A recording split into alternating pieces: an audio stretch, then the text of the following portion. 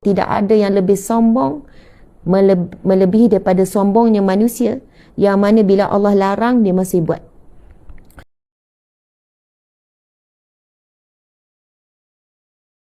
Kita harus sedar, la haula wala quwata illa billah. Tidak ada daya, tidak ada upaya melainkan daripada Allah. Semua yang kita miliki ni dengan izin Allah. Apa yang kita dapat daripada manusia juga dengan izin Allah, mereka itu perantaraan. Sebab itu kita sebut tidak ada yang lebih sombong melebihi daripada sombongnya manusia yang mana bila Allah larang dia masih buat. Bayangkanlah kalau kita dah beri segala kasih sayang perhatian yang diperlukan oleh anak, tapi ada benda yang kita larang anak buat. Janganlah Umi, tak suka, jangan buat macam tu, malu Umi, tolonglah gini. Tapi anak tu tetap buat juga. Kita akan kata, kenapa dengan kamu ni? Kenapa kamu engkar? Kenapa kamu sengaja buat ni? Kamu sakitkan hati Umi. Kamu tahu tak kamu sedang menyakiti Umi? Tahu. Kalau tahu kenapa buat? Subhanallah. Kenapa buat? Dan dia terus buat. Akhirnya kita akan kata, sombongnya kamu dengan Umi ya. Sekarang kamu dah besar. Kamu menjawab macam ni. Sekarang kamu dah besar. Kamu buat dengan tindakan menyakiti Umi. Kenapa kamu sombong sangat? Subhanallah, sebab itu disebut dalam hadis Nabi SAW, tidak akan masuk syurga seseorang yang ada sebesar biji zarah sifat sombong. Nabi sebut tak masuk syurga orang yang ada sebesar biji zarah sifat sombong. Sombong dengan siapa ni? Sombong dengan Allah. Siapakah ciri-ciri orang yang sombong dengan Allah? Iaitu mereka yang masih berterusan melakukan larangan Allah yang jelas Allah sebut dalam Al-Quran, masih enggan melakukan perintah Allah yang jelas Allah perintahkan di dalam Al-Quran. Subhanallah, walaupun mulut dia tak cakap depan Allah direct. Aku tak nak lah tutup aurat. Ya aku rimas lah gini-gini. Aku lah. Ya aku tak nak lah gini-gini. Aku tak nak lah bayar zakat. Aku tak nak. Mulut memang tak cakap. Tetapi perbuatan yang menunjukkan kita tidak mengikuti perintah Allah dan tidak meninggalkan larangan Allah. Tuan-puan dimati Allah sekalian, kita nak bertangguh sampai bila untuk menjadi hamba Allah yang taat, untuk menjadi hamba Allah yang membalas cinta Allah. Balas cinta Allah lebih mudah daripada membalas cinta manusia. Membalas cinta Allah iaitu dengan mentaati perintah dan meninggalkan larangan. Ceklah tuan-puan sekalian, adakah kita tergolong di kalangan orang yang sombong? Muslimin muslimat, yang menghalang manusia bukan hidayah, bukan tak dapat hidayah ataupun tidak ada ilmu. Mustahil, hampir mustahil manusia ini tidak tahu apa itu dosa, apa itu pahala, apa itu haram, apa itu wajib. Agak mustahil umat Islam di Malaysia kalau kita cakap tak tahu lagi berkenaan dengan perkara basic. Ini wajib, ini haram. Ataupun ini dosa, ini pahala. Hampir semua dah tahu. Media sosial, ceramah sana sini. Kan? Buka je YouTube, ada banyak ceramah. TV pun sangat banyak. Keliling pun banyak. Hampir mustahil tak tahu. Kalau kita kata ada seorang buat maksiat terbuka, oh maafkanlah dia jahil. Kita nak kata orang itu jahil. Betul tak dia jahil?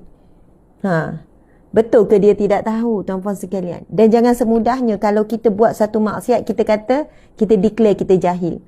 Saya jahil. Saya manusia biasa, saya jahil. Subhanallah, depan manusia kita boleh declare macam tu. Depan manusia kita boleh kata macam tu. Agak-agak depan malaikat, depan Allah, dalam barzah, kita boleh tak jawab macam tu. Bila ditanya, kenapa kamu tak buat? Saya jahil. Kenapa kamu buat maksiat yang dilarang? Kenapa kamu buat apa yang dilarang? Agak-agak boleh tak nak jawab depan Allah? Saya jahil ya Allah. Sebab jawapan itu akan benarkah kamu jahil? Yang mana akan dikatakan kepada kamu, bukankah telah sampai kepada kamu peringatan-peringatan? Bukankah telah sampai kepada kamu Nabi? Bukankah telah sampai kepada kamu Al-Furqan, iaitu Al-Quran, kitab? Subhanallah, Allahu Akbar. Masya Allah, Allahu Akbar. Masya Allah. Tetapi gambarannya adalah Allah beri gambaran. Ketika, subhanallah, penghuni neraka diseret masuk ke dalam neraka. Lalu ketika itu malaikat yang menyambut ahli neraka itu, malaikat apa? Muslimin Islam, malaikat Malik. Dan malaikat-malaikat penjaga neraka. Menunjukkan kemarahan yang begitu marah. Dengan wajah yang begitu menggerungkan. Lalu mereka bertanya, malaikat bertanya, bukankah telah sampai kepada kamu peringatan-peringatan? Bukan telah sampai kepada kamu seorang Nabi? Kan, bukankah telah sampai begini-begini?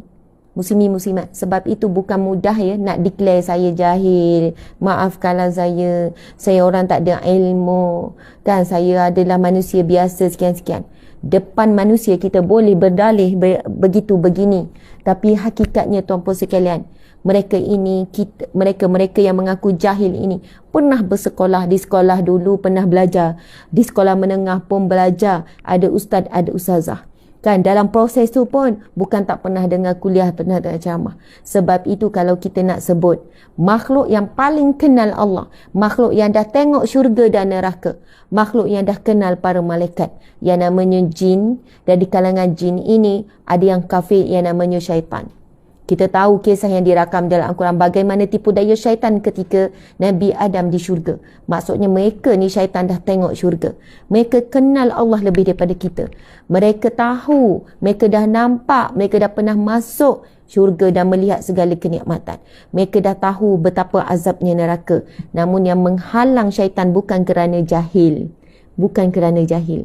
Menghalang syaitan untuk tunduk sujud, untuk tunduk kepada Allah, untuk mentaati perintah Allah dan meninggalkan larangan Allah adalah sifat sombong. Sebab itu hanya ramai manusia hari ini mengikut jejak langkah syaitan. Mereka bukan jahil, mereka bukan tak tahu, mereka bukan tidak sampai hidayah atau petunjuk, bukan tidak sampai peringatan kepada mereka, bukan tidak sampai kebenaran yang terbentang. Subhanallah, Allahu Akbar. Tetapi yang menghalang adalah sifat sombong. Sebab itu Nabi sebut tidak masuk syurga sesiapa yang ada sebesar biji zarah kesombongan. Jadi tuan-puan yang dimati Allah sekalian, Masya Allah, Allahu Akbar, doalah banyak-banyak supaya diri kita, zuriat keturunan, ahli keluarga kita tidak diuji dengan sifat sombong.